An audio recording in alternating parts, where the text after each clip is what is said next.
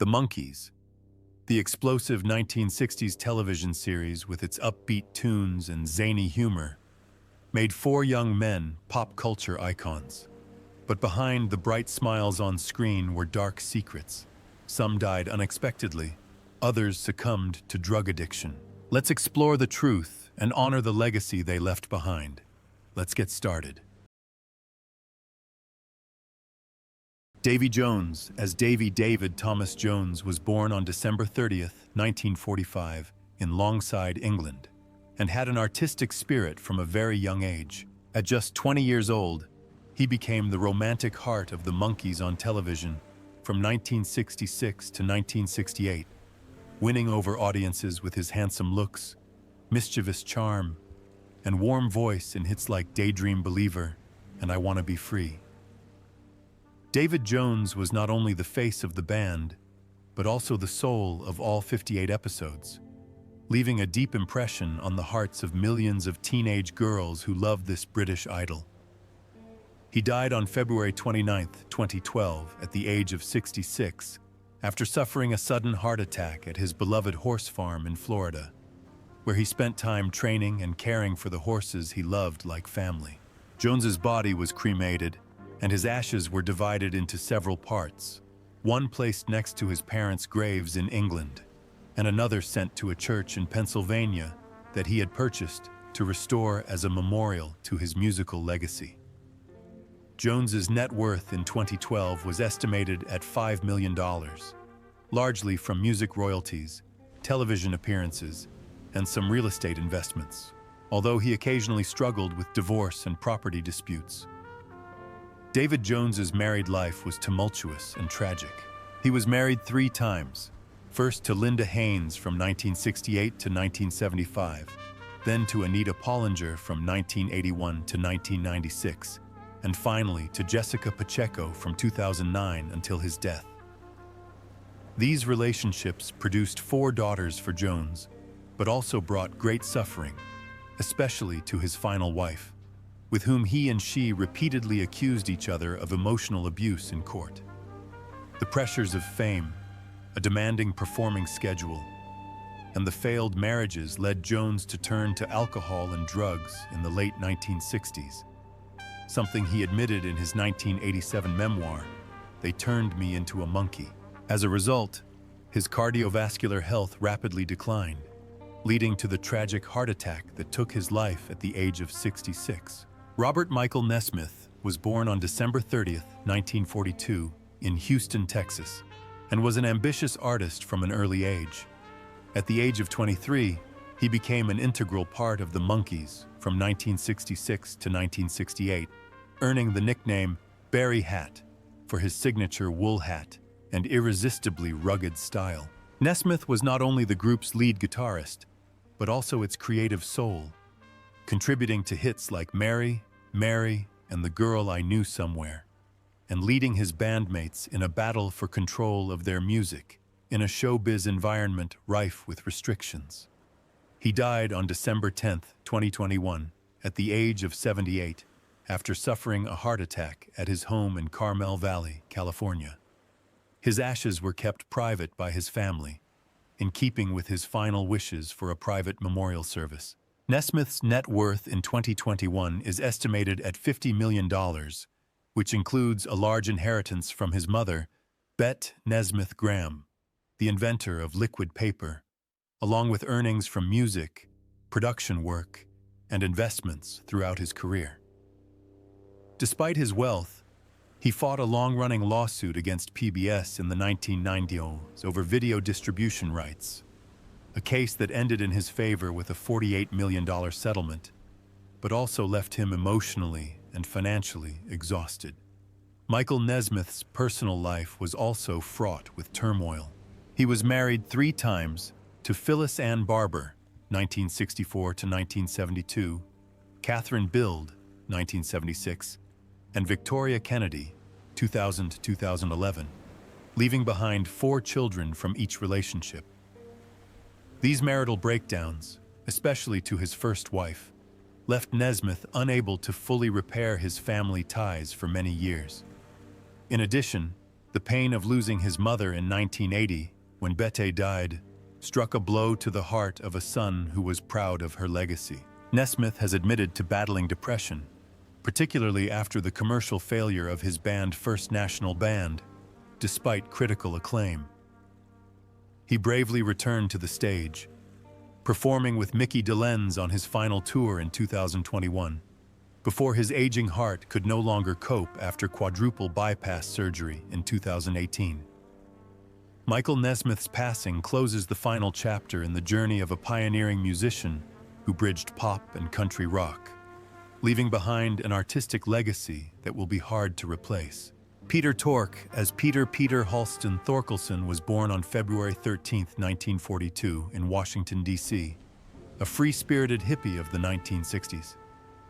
At the age of 24, he took on the lovable goofball image of the Monkees in 1966 to 1968, becoming the group's bassist and keyboardist, bringing a unique sense of humor and bohemian style to the band.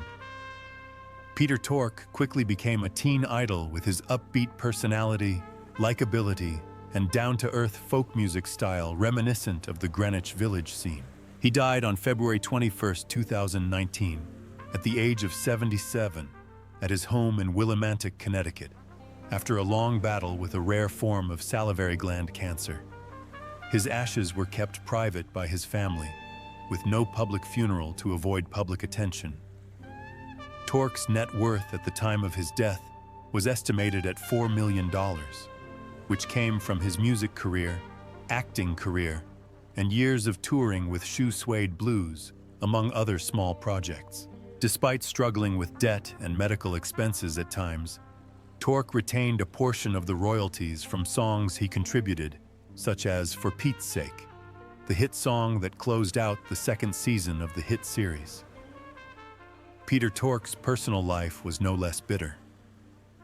4 failed marriages and 3 children by 3 different women left emotional rifts that were difficult to mend. After the Monkees broke up, Tork fell into poverty, even being arrested in 1972 for drug possession and spending several months in jail, a painful fall that buried his reputation as a teen idol. He admitted in interviews that he turned to alcohol and drugs to cope with the pressures of fame, driving himself into a spiral of addiction throughout the 1970s. When he was diagnosed with a rare form of cancer in 1999, Tork underwent multiple surgeries and radiation treatments, determined to continue performing on stage until the last year of his life. But the disease returned, extinguishing any hope of recovery. Peter Tork's death closed a chapter in a life both tragic and glorious, in which a talented artist brought joy, laughter, and even pain to a generation. Henry Corden as Babbitt.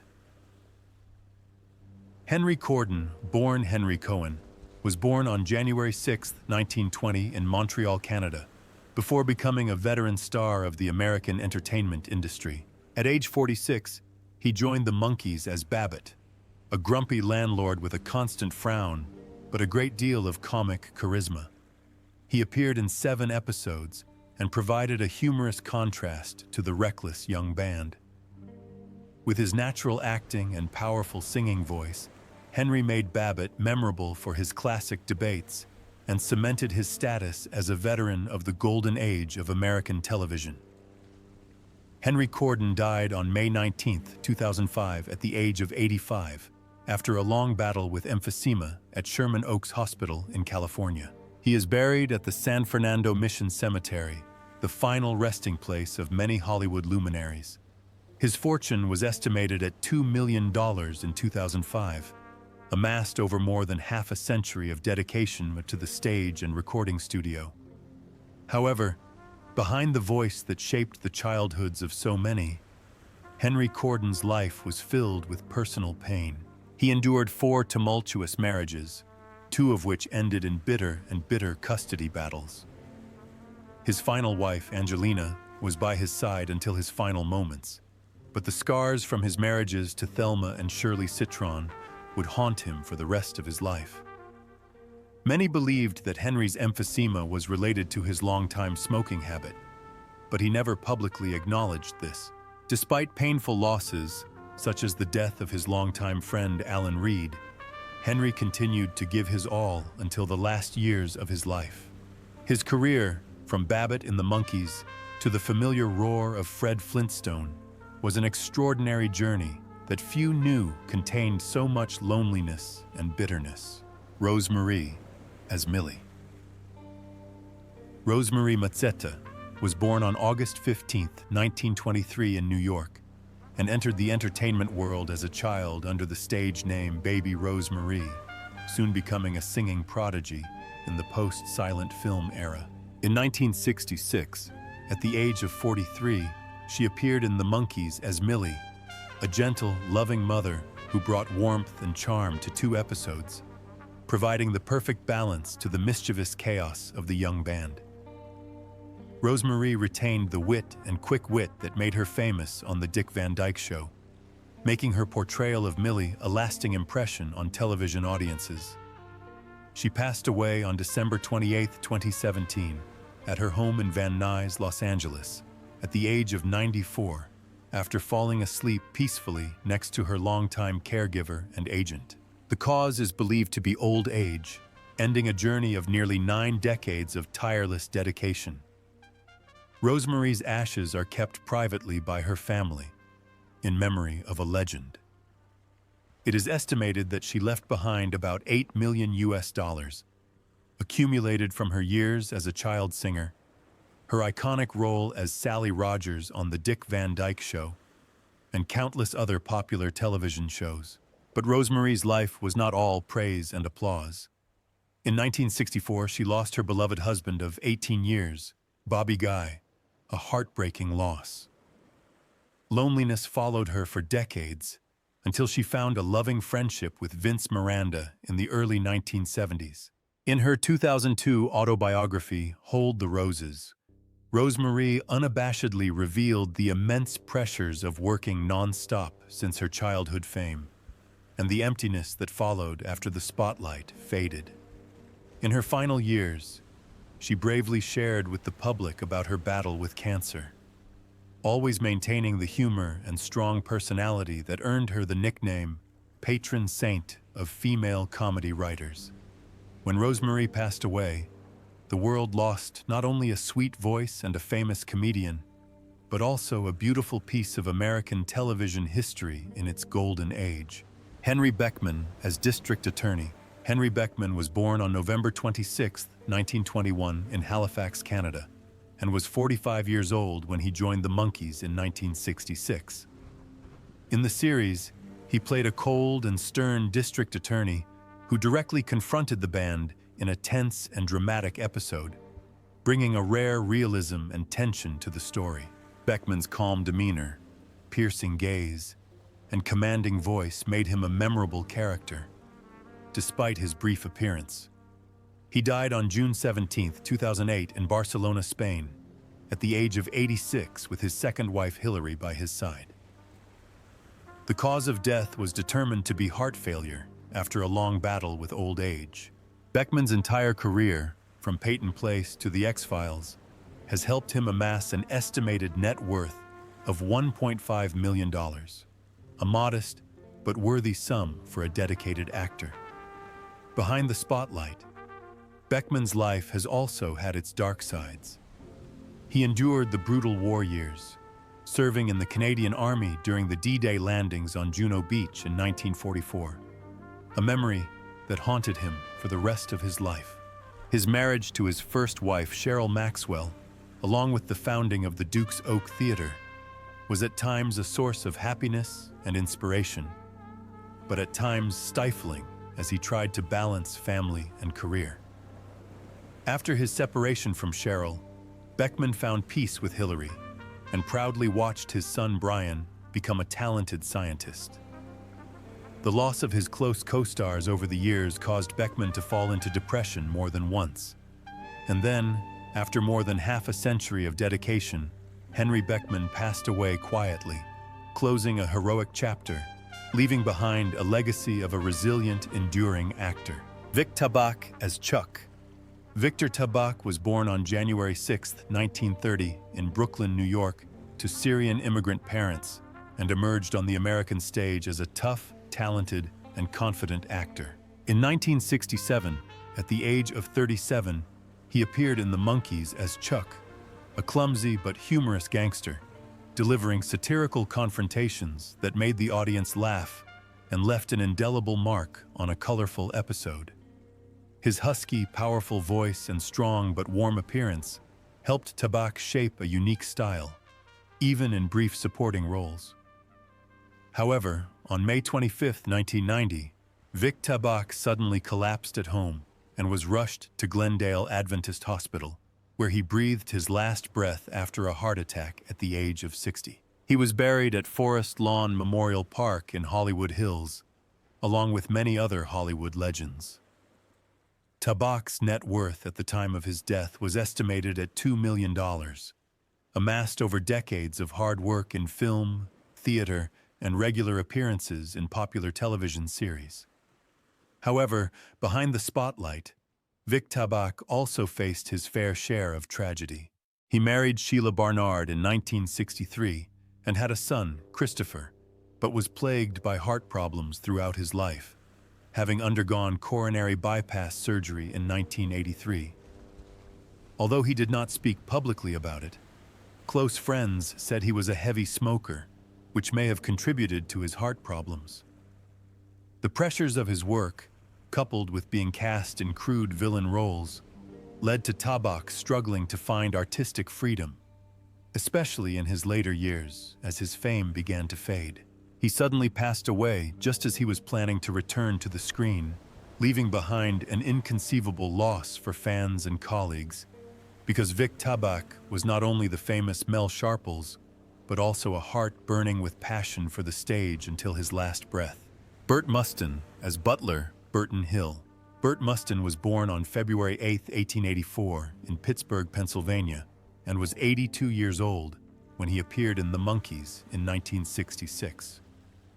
In this popular series, he played a stern older butler, bringing a maturity and old-fashioned charm that contrasted with the youthful energy of the band, leaving a lasting impression on audiences.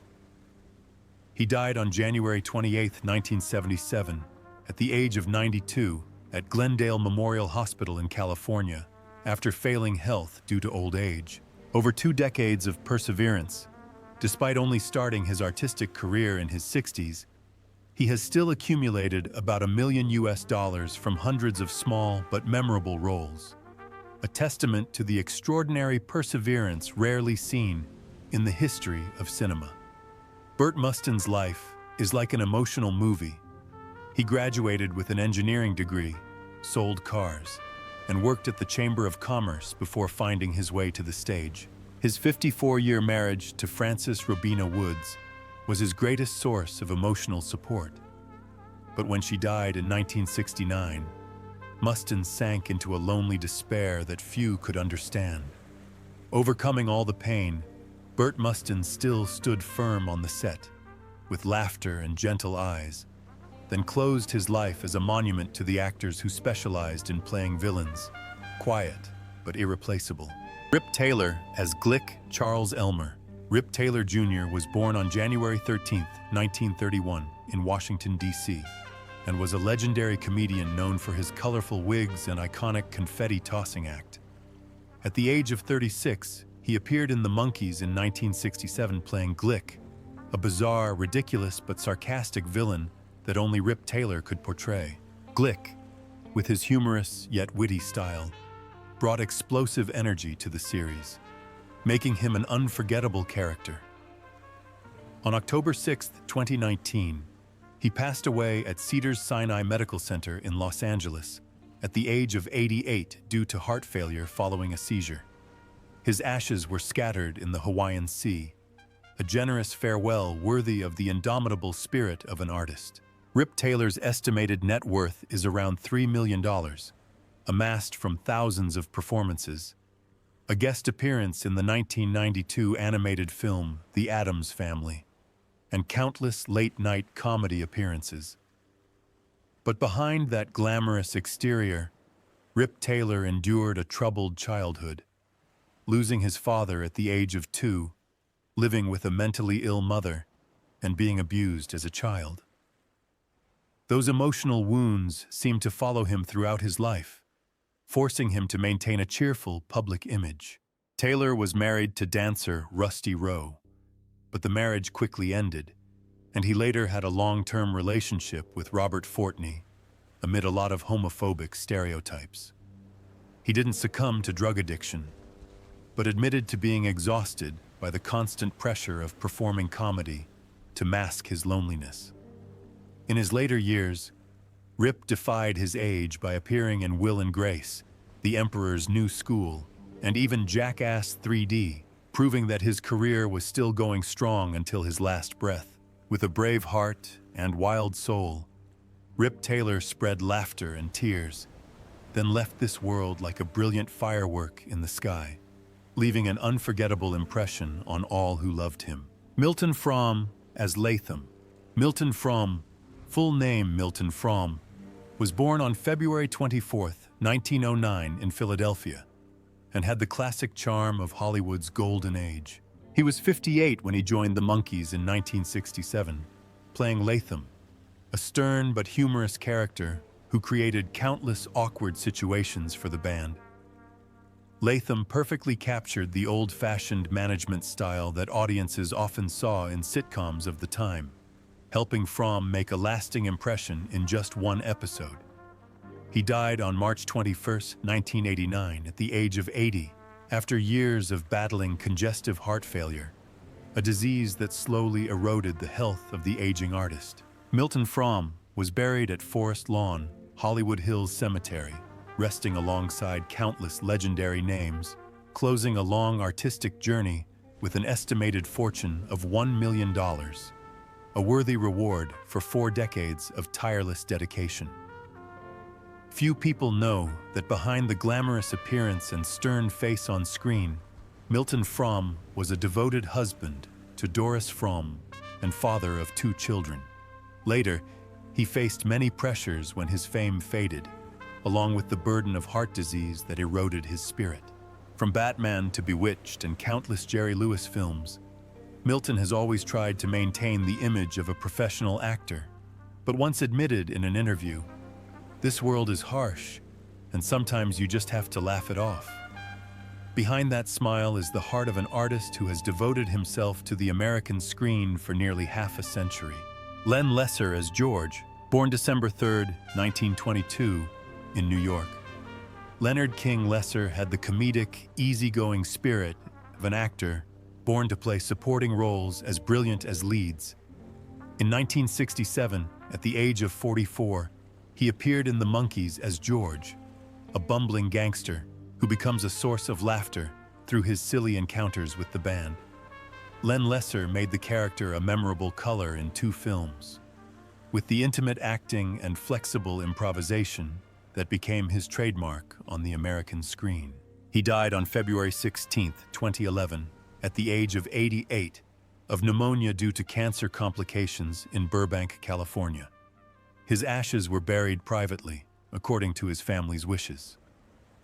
Lesser's estimated net worth in 2011 was around $3 million, largely due to decades of continuous work in film, television appearances, and patient acceptance of being typecast in comedic supporting roles, something he himself often mentioned in the press. Len Lesser's life may have seemed peaceful from the outside, but it was actually filled with loss. He and his longtime wife, Marilyn Lesser, were together for more than 50 years until she died in early 2011, just weeks before he did. A blow so great that Len fell into a deep depression, losing all will to live.